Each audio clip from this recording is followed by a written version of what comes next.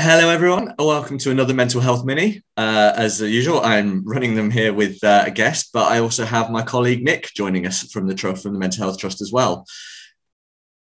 Hello. Hi, Nick. Good to see you. You too. Often don't get to do these with you, so this is a nice change. We are joined today by who I describe as a social media star because he's got 1.4 million followers on TikTok. It's Tommy TikTok, who refers to himself as the CEO of School Life Humour, I think it is. So, Tommy, thank you for joining us today. Thank you, David, and thank you, Nick. I was saying earlier, it's a real pleasure to be here. I feel honoured to be asked by you guys, so thank you. And anything I can do to support, as I'm always here. So thank you so much. No, it's much appreciated. As for those that do watch and anyone that might be watching for the first time, we do these 15, 20-minute videos just to sort of talk to people in the public eye about what their experiences with mental health are. Everyone's got a different experience. Hopefully Tommy can talk about his and talk us through what affects him on a day-to-day basis and any advice he has. So if anything rings true with you, hopefully it can help. And as always, myself, Nick, and I'm sure Tommy will say, we're here. If you need to reach out, please do. We'll point you in the right direction if that's needed. We're here to listen and we'll do whatever we can to help. So Tommy, let's get started. And like I always put the onus onto other people because, I don't like the sound of my own voice. So Tommy, tell us about your experiences. My experiences, I have to be very honest. When I was a youngster, I was always a bit low on confidence. My dad would do a lot of sort of pep talks about saying how I felt about failure. And I had two sisters, older sisters, and they always seemed quite successful with grades and things like that. And I was always comparing myself.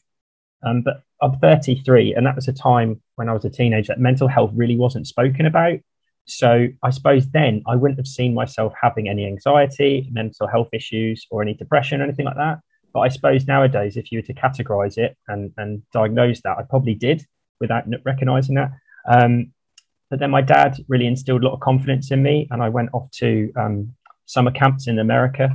And I did that for 3 summers, and that really changed my life. I sort of found my calling. I realized I had this confidence in me that I didn't know I had before. And it also showed me my pathway that would eventually lead me into teaching. And that's where I went to. But I think mental health came back around the corner last January. I think lockdown has affected everybody in many different ways. It didn't actually affect me the first sort of 3 or 4 months, because to be fair, as a teacher, it was quite a unique experience. We're learning from home. For some of my students who have autism, they were like, this is great. I'm at home. I'm on the computer. This is wicked. Like, I can't thank you enough for this moment. But for me, it was fine. I think it really kicked in with January 2021. I think that was the first time I actually felt like I had done when I was a youngster again. I was struggling, not seeing friends. The weather in January always gets to me. I think if it's that seasonal disorder thing, seasonal affective disorder, yeah, it really does get to me. My birthday's in January. That's the only positive. But luckily, Norwich were having a string of good results then. But apart from that, it was difficult because I wasn't seeing my students in a classroom. I was my wife and I were all at home a lot together, and my wife was superb. Like, she was helping with the kids do all the schoolwork and stuff. And you think naturally that would have been my job, but she kind of did that. And it was trying to work around when she's coming home from work, if I could get online properly, talking to my students. Stress has started kicking in that hadn't ever before. And coping mechanisms were tested. It was like, well, how do I deal with this? How am I meant to balance this? Family, making sure everyone's happy in my family, making sure I'm doing what I'm doing, and keeping my students focused. Retention online was very tricky to keep the students engaged. And also having parents online watching you is like worse than an Ofsted, because they're like, what are they doing today then?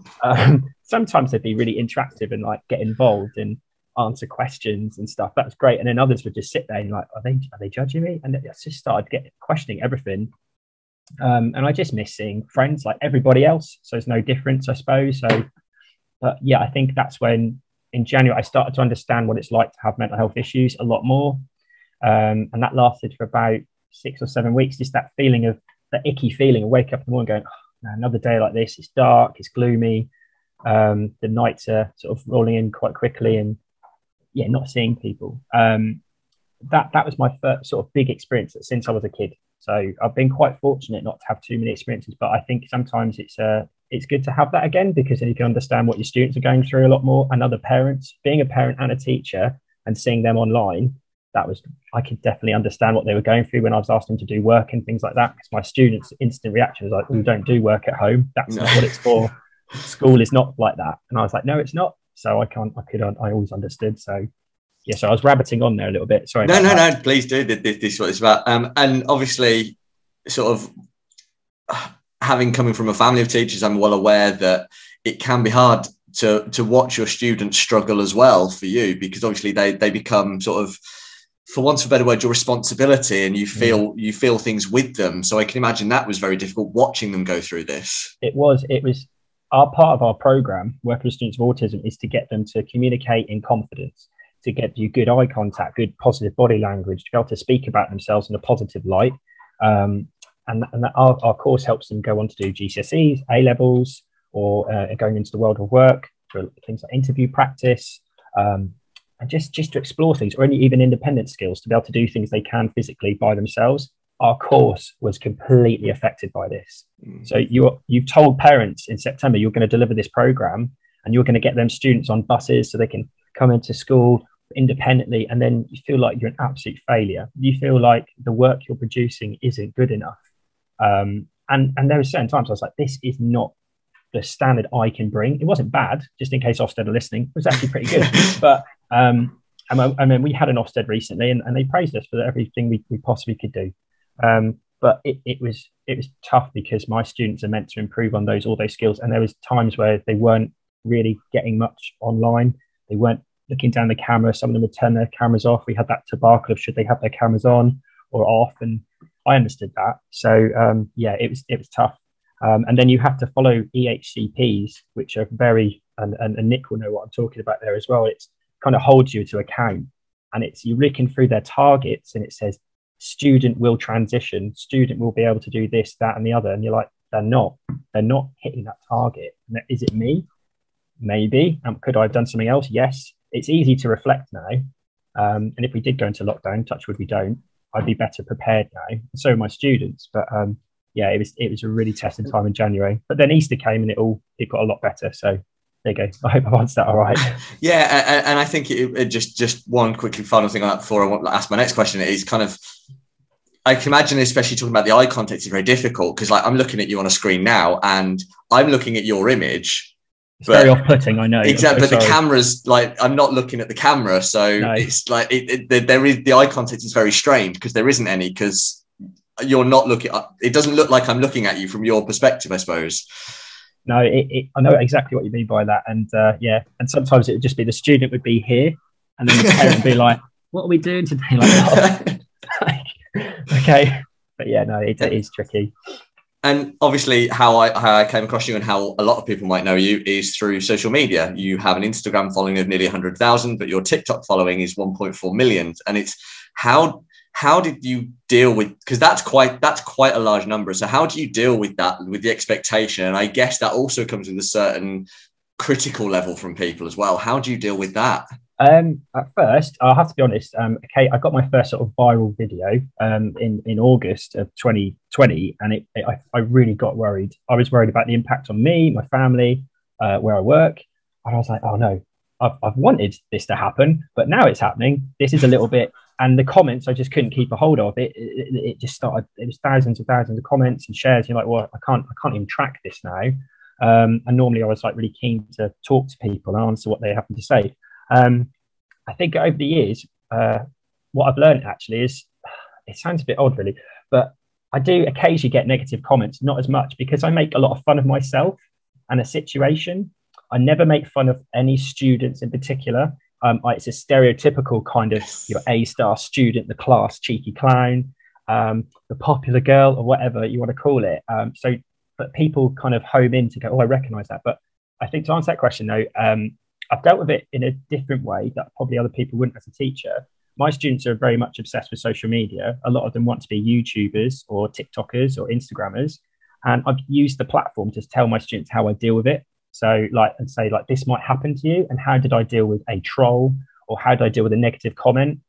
I think a lot of the times I had a bit of fun with it actually. So someone said something about the way I look. I've got a bit of a buck tooth. because of a football injury. And I'm pretty much aware that this tooth is out of sync with my other teeth. Now everyone's looking. But I don't care. I've hit a filter of 30 and something's changed in me. I just don't care. So I kind of go, oh, thank you for letting me know about that. I'll let my dentist know and I'll see what I could do. I tell you what, if you want to gift me £1,000, I'll go get some dental surgery. I would love that. And they're like, oh, good comeback. I'm like, yeah, why not? You know, just sort of attack it head on in a positive light, turn it into a positive. A lot of people say, I don't like that TikTok you did. It wasn't funny. And I put, well, I appreciate that feedback. Let me know what I can do in the comments to make it funnier. And they're like, oh, well, you could do this. I'm like, well, thank you so much. So I just kind of turn it into a positive light rather than attacking. And tell my students not to ever take a troll seriously. People who do that, it's quite simple. It's someone behind the screen who's got a profile picture of a cat or maybe an Ipswich flag. And it's basically just them hiding behind the screen, not, you know, this persona. They are jealous of something. They don't like something you're doing.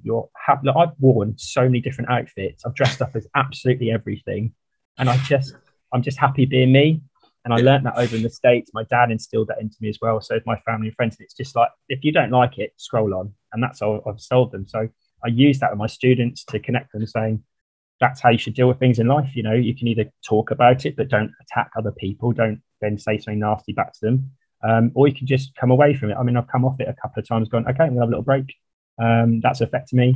But most of the time I just give a polite comment back and then I move forward. It's just I think a different type of approach. I think that's been used, but my students really appreciate the fact that their teacher has a bit of a following, especially when they discover you're on TikTok and they do a double take, like you're him, aren't you? Like, yeah, I am. Keep that quiet though, won't you? But they have a bit of respect for it. So when you've got a teacher talk about social media and the safety implications and how to use software, they have a real appreciation for it. It's like, well, he's actually got a bit of understanding, this guy. So that's what I've really connected with. And furthermore, one of the best things is we do transition days at our schools. Lots of schools do it, where the students will come in and they'll take part in some activities. Over lockdown, they couldn't. But what they did find out was that I was on TikTok, and the parents also found out I was on TikTok, and they were watching this crazy teacher online, just mucking around, dressing up, fooling, being silly. And they were like, is this what you're like? I went, well, to a point. I'm not like that character, but to a point, this is what I'm like. I teach dance and drama, so this is what I'm like. And a lot of them got to know me through TikTok, and they'd come in and go, I've seen your TikToks. They're pretty bad, but you'll do. You'll be okay. We'll get on. I'm like, okay, brilliant. So it was a fun Thanks for the confidence. Yeah, it was good. But yeah, no, I haven't. Also, the other thing is I haven't let it get to my head too much. I mean, I have tried to go to Nando's and ask for a free meal. That hasn't worked out. I'd love to walk on the pitch holding maybe Gilmore's hand or Gunny's hand. That hasn't happened. If they're listening or watching Norwich City, I'd love to walk on the pitch with the boys, be a mascot for the day. I'd love to be the announcer. Jack would be great, but nothing's changed. I literally have kept my feet on the ground. My wife's looking at me now like, yeah, he hasn't. He's my PA, so. So she organised this, did she? Yeah, she does my Insta. So we repost the TikToks on Insta, and she takes full credit. Oh, I'm up to 90,000 followers now. And you're up to 90,000 followers. I'm sorry, I'm the talent here. So, but that's the only time I ever talk like that. And a lot of my friends take the mick and we have fun with it. But I think the main thing is a lot of them say, a lot of my friends have said to me, oh, your videos are so, why do you do these daft videos? But then they come to me and say, can you just give a little shout out to my little child and wish him happy birthday? Oh, really? Should I? Yeah, now you are. Yeah, I'll do that for nothing. Don't worry. So no, I don't solicit anything like gifts. I don't do cameo stuff. I'm a teacher and I follow a code as well, which is like, I'm very careful about what I pick. I get asked to do things like commercials and stuff. And obviously I won't say what I do, but most of it is not like, hey kids, want a Pepsi Max, want a Gatorade, drink this, which is what a lot of people in the States have done, which I'm really against. Whereas I've just done things that are related to school, things that would help out kids and stuff. So, but yeah, no, it hasn't affected me too much. Just my students kind of telling me what they think of my TikToks all the time, and if I could improve them somehow or not ever do that TikTok ever again, which is fine. So they're my biggest critics, to be fair. And on sort of the next series, but obviously you spoke about your experiences. What affects you on a day-to-day basis? What brings you up? What puts you down? Yeah, I think that's such an excellent question, because I talk to my students about this. So it sounds really odd. How I wake up in the morning was because it's actually how you went to bed at night. So if you're on your phone, I always talk to my students about, if you're on your phone, the light on your phone gives off like a really quite a bright light to keep you on. Social media also has ways in which they want to keep you engaged on the program. So I kind of tried to say to my students, turn your phone off at a certain time. put down the phone or change the light on your phone. So if you don't have a good night's sleep, that's number one. You've got a bad night's sleep, you're waking up in a bad mood. That's number one for me.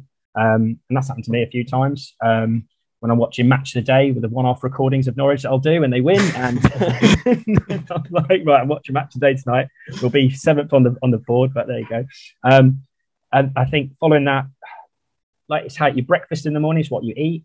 It sometimes affects the music that I listen to when I go into work. So if it's a radio station that's not playing like quite a happy tune or a tune that I'm really into, I'll sort of flick, because I don't really want to have a song. And I mean, no disrespect to Adele, I love Adele, but if it's an Adele song, I'm like, this is not going to put me in a good stead for the day. So I'll put something on that I like, Happy by Pharrell, or something a bit silly like that, and have just a bit of music. And then I think just like how everyone else is affected. If my students walk in a negative mood and I planned a lesson that took me, forever to make, which they normally do, and then it's instant, like, fizzles out, that for me is like a kick for the day. Like, oh great, that's put me into touch, and that's like now 9:15. They're not happy, right? I need to think of something else. And yeah, just I think it's just those kind of things. It's the small things that can really affect your day that you don't realize. So like I said, music, food, sleep are like the big essentials sometimes to me, like how you start your actual day. So yeah, that's me. And also, it sounds a bit silly, but the weather, like for me, if like the weather is quite miserable, I'm not very good with the old overcast, rain. We do conservation work with my students. So if they don't like it, that lesson is going to really like burn out. So yeah, it's things like the weather as well can really affect me. I like my sunshine, I really do. The summer this year was a tough one, to be honest, because it was just raining non-stop, and I've got friends up in Scotland boasting they had better weather, which never happens. So that was also a bit of a kick. But yeah, so it's just things like that really that affect me.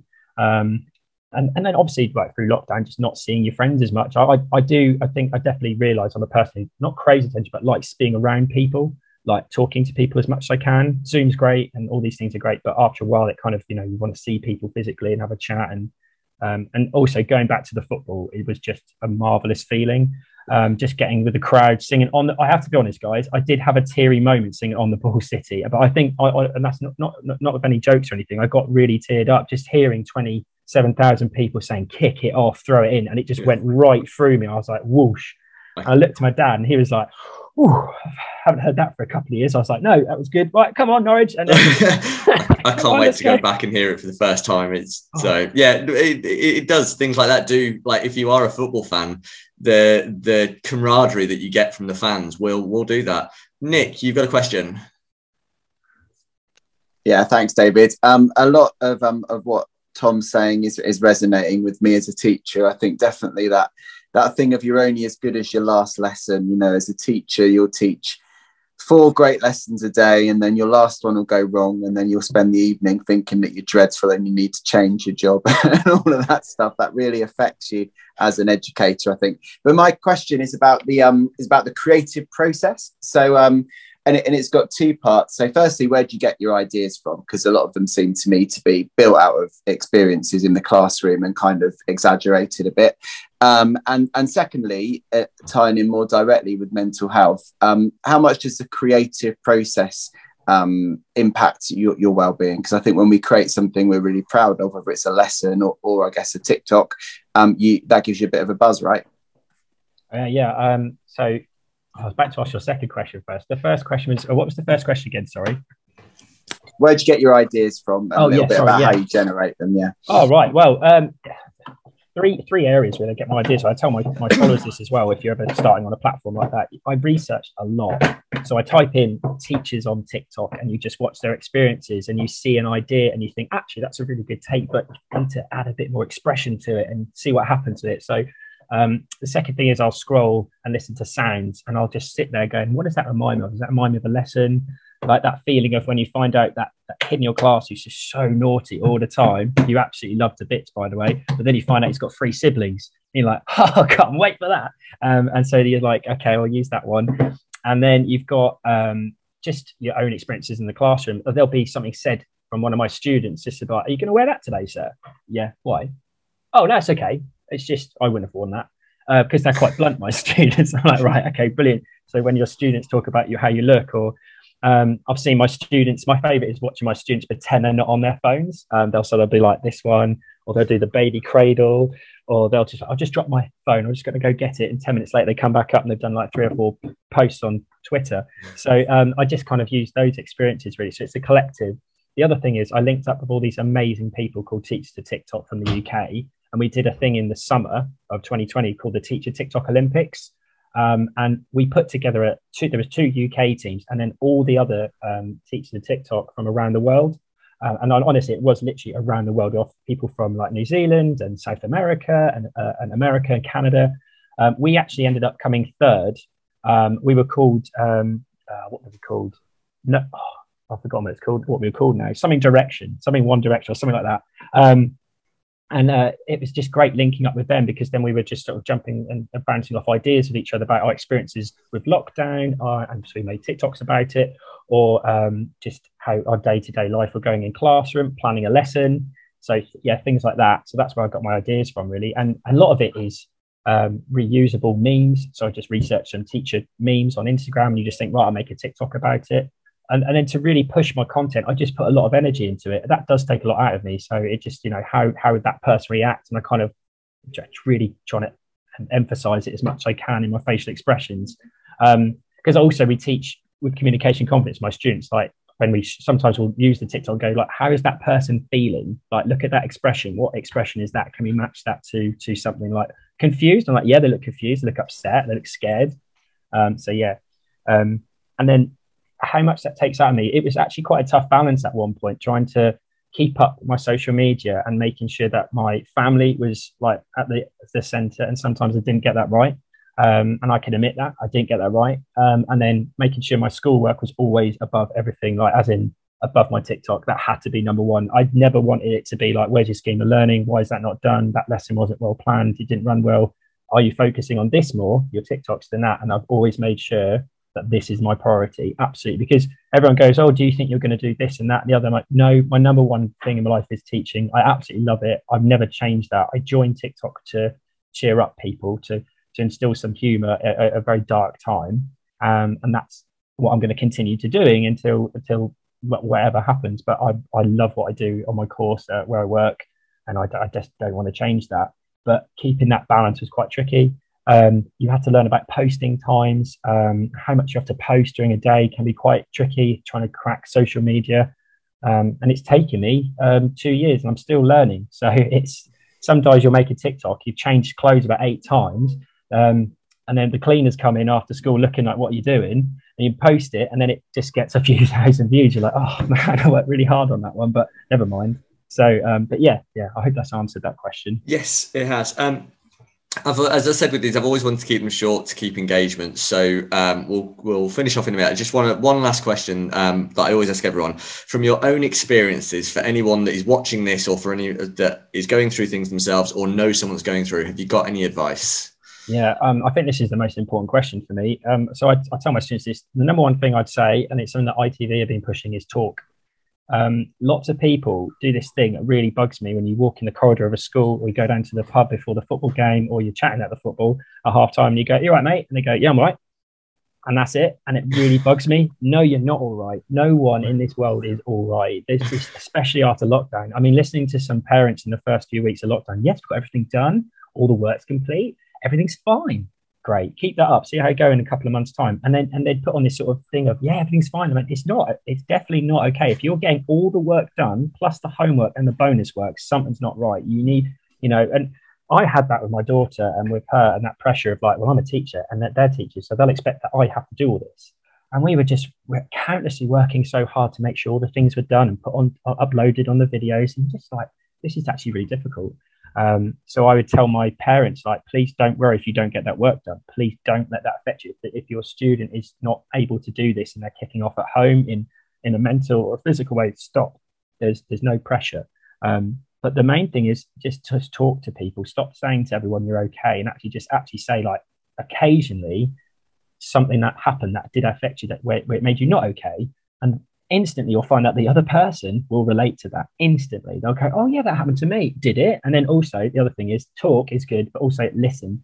Don't just like nod the head and go, yeah, and then also bring it back to you. Actually listen to them the whole way through. Let them have that chance to talk, because they might have never talked to anyone before. So that first person they ever speak to is so vital, that you could actually release so much problems for them.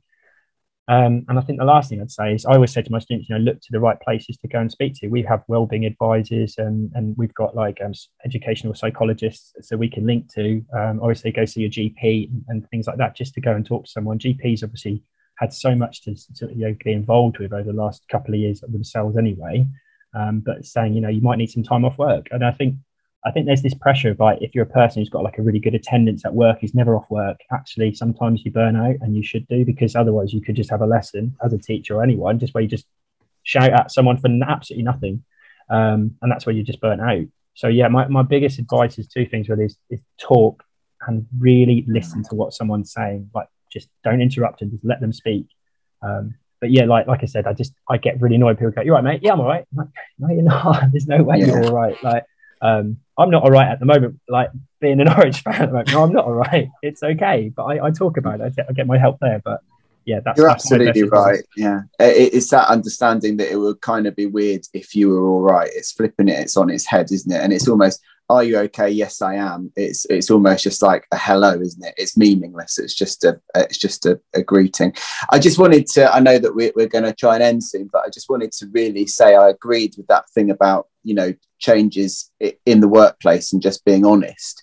And I think when we post as Canaries Trust Mental Health, that's often, we get good responses when we post things about that, because I think it really is, it goes to things a bit more deeply. I kind of think the stuff around just talk, I think kind of everybody agrees with that. They might not do it, but they kind of agree that we should all talk a bit more. But I kind of think that parity of physical health and mental health, that's really where we've got to push things. Because if you needed time off because you had a physical injury, nobody would think twice that. If you needed, as we talk about in SEN, Tom, reasonable adjustments because of that, people will go, "Yeah, of course you do. Yeah, we need to have all your lessons downstairs, or we need to reduce the amount of time you're in." But we don't have that, if we're being honest, either, I think, for our kids or for us as adults, about mental health. And I really strongly feel that that's where we need to push things. It needs to be okay to say, "I need to have reasonable adjustments on grounds of mental health." Yeah, and I think that is going to kick in more. I think lockdown has actually, in a way, pushed mental health more than I think ever before. I generally do. I think that feeling of we're understanding what it's like to be, and elderly people get missed out so much, don't they? Lots of elderly people have been like, "Yeah, I've been in like a lockdown situation most of my retirement. Like, no one comes to see me much. I don't go out much. When I do, I'm a little bit nervous. I don't talk to people. People don't visit me as much as I do. I'm more of a hindrance." So it's made us appreciate what other people go through. One last thing I should say, and I must say this, that you asked me a question earlier, which I forgot to say, that since being on TikTok, one of the main things I've started to do is doing a lot of charity lives. And mental health is something that we've covered recently as well. So it was actually quite nice to use that platform for good, rather than just being like, "This is what I do on TikTok." And mental health, we did a charity for, and we did stuff with some of the local other, like NANSA as well. And they've obviously been trying to get their people back into doing all these activities and keeping busy and helping with that. So as much as you can really to do things like that is important as well. And I think you guys spreading this message is equally is impactful as well. So yes, brilliant. Well, much appreciated for that. But like I say, just both Nick and I are just in the realm. We just want people to be okay. And yeah, I like the fact that if you are okay, that's fine. But the amount of times that people say, "Yeah, I'm okay," and you can tell if you're friends with them or if you know them, they're not. And it's just open up to me. Even if it's the thing that I really want to the last thing I want to say is, the listening part, that is crucial. Because like you said, you could be the first person they're opening up to. And if you dismiss it, or if you act nonchalantly to them and they don't feel you're taking it serious, they may never talk again. And that could be the worst thing to ever happen. So I think that is absolutely spot on. Like we had this when we went to Goals after lockdown, it could completely finish. It was the first time a group of my guys all came back together to play football. We spent the first 20 minutes stretching, but chatting about how we actually were feeling. This has happened with my wife. This has happened with my kids. This has happened with my work. I'm having to lose my job now, and because I got furloughed now, I've got to do this. And we're just like, all right, let's just chat about this. So we had a kick about, which we were meant to do for an hour, actually turned into a good 20-minute chat. And we went into the bit after in the little restaurant area, just talking to each other, and everybody was listening, because one of the things I always get, this gut thing a lot of teachers do, is when you go home, did you do enough? And if you're thinking about it, if it's here in your stomach, you didn't do enough, and you're worried about that student or that parent for all night. And that's the same thing I don't want to get my friends. If they wanted to talk, I'm like, right, I'm not leaving until they've said everything they want to say. And we've advised them, and then I might give them a little quick message and say, I'm thinking of you the next morning. I hope everything's going well, a little voice note. So it goes such a long way just to know that someone's thinking of you. So yeah, that's I just wanted to add that as well. Well, as I say, thank you so much for joining us. So for anyone watching, obviously, if you want to chat to us, we're on Twitter at Canaries Trust MH. And Tommy's on TikTok and Instagram, and I think I get it right, it's Tommy TikTok 88.